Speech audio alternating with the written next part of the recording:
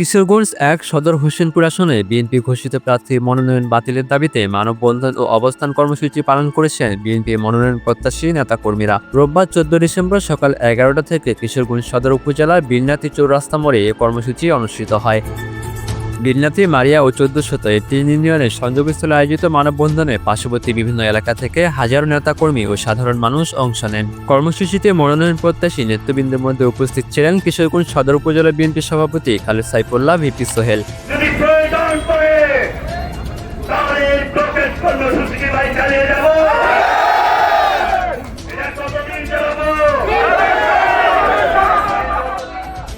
জেলা বিএনপির সাবেক সহসভাপতি ও সাবেক জজ রেজাউল করিম খান চুন্নু এবং জেলা বিএনপির সাবেক সহসভাপতি রুহুল হোসেন।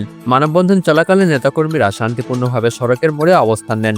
এতে সাময়িকভাবে যান চলাচলে কিছুটা বিঘ্ন ঘটে। তবে বিএনপি নেতাকর্মীদের সহযোগিতায় আইনশৃঙ্খলা রক্ষাকারী বাহিনী, রোগীবাহী অ্যাম্বুলেন্স সহ জরুরি সেবায় নিয়োজিত প্রয়োজনীয় যান চলাচলের ব্যবস্থা রাখা হয়।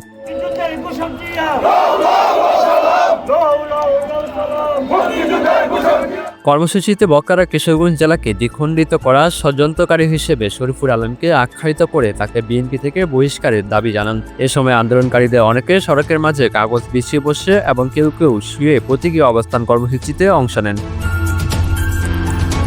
বক্তারা বলেন, গত ৪ ডিসেম্বর ঘোষিত বিএনপির দ্বিতীয় দফা মনোনয়ন তালিকায় কিশোরগঞ্জ ১ আসনের মাজহারুল ইসলামের নাম প্রকাশ হলে তৃণমূল নেতাকর্মীদের মধ্যে তীব্র ক্ষোভের সৃষ্টি হয়। তাদের অভিযোগ, তিনি গুরুত্বপূর্ণ রাজনৈতিক পদে থেকেও বিগত আন্দোলন সংগ্রামে সক্রিয় ছিলেন না, আওয়ামী লীগের দস্যুদের সঙ্গে আঁতাত করে চলেছেন।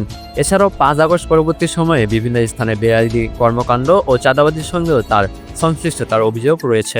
নেতাকর্মীদের আরও দাবি, পূর্ববর্তী নির্বাচনে তিনি প্রকাশ্যে নৌকার পক্ষে কাজ করেছেন। এমন একজন অজনপ্রিয় নেতাকে শরীফুল আলমের লবিং ও অর্থের জোরে মনোনয়ন দেওয়া হয়েছে বলে তাদের ধারণা।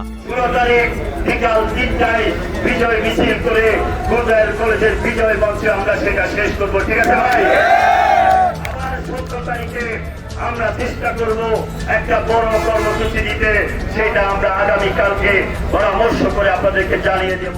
প্রায় ৫.৫ লক্ষ ভোটারে এই আসন তার মাধ্যমে রক্ষা করা অসম্ভব বলেও মত দেন মাঠ পর্যায়ের নেতাকর্মীরা।